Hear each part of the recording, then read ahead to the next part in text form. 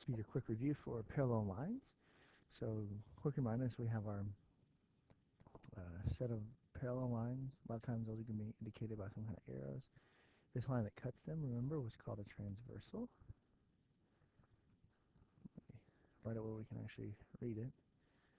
Right? So just some of the terminology that you want to remember. Right? So when parallel lines are cut by that transversal, alternate interior angles. So there's a couple sets. You have angle 3, angle 6, and then angle 5 and angle 4 also interior.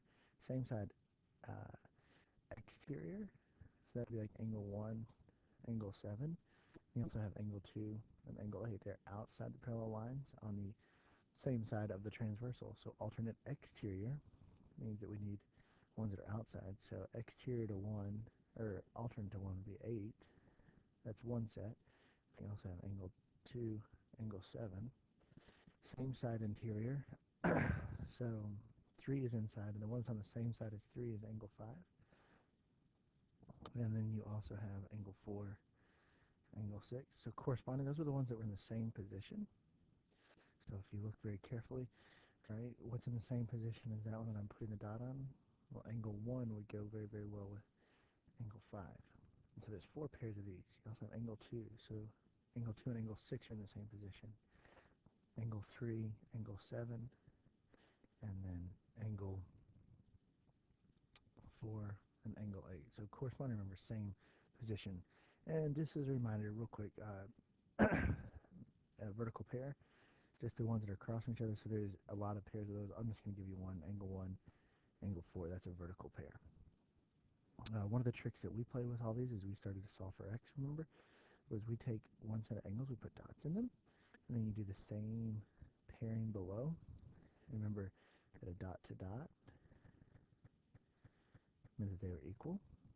No dot to no dot meant that they were equal. If you compared a dot to a no dot, that means they sum to 180. They were supplementary.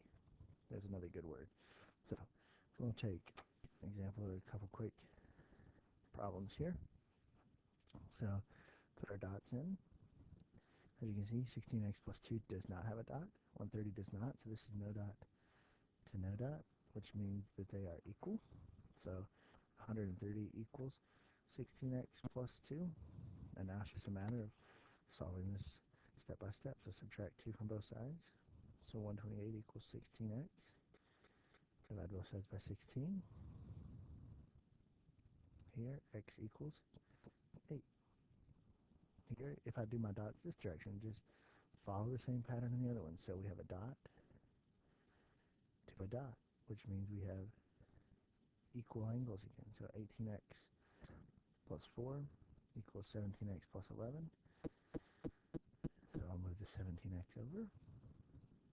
So I got x plus 4 equals 11.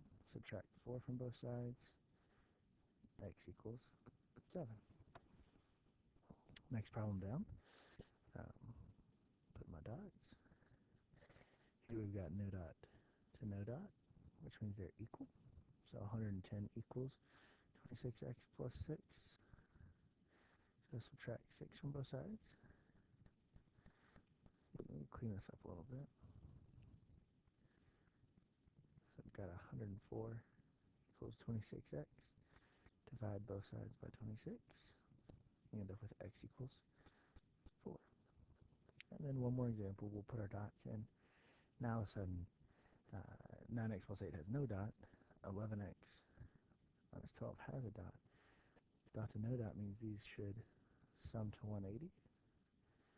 So 9x plus 8 plus 11x plus 12 equals 180. Combine our like terms, we got a 9x and 11x, so that's 18x. Excuse me, it's not 18, it's 20x. You got your 8 and your 12, so plus 20 equals 180. Now go ahead and start moving pieces around now that we've combined everything. So we got 20x equals 160. Divide both sides by 20, and x should equal 8.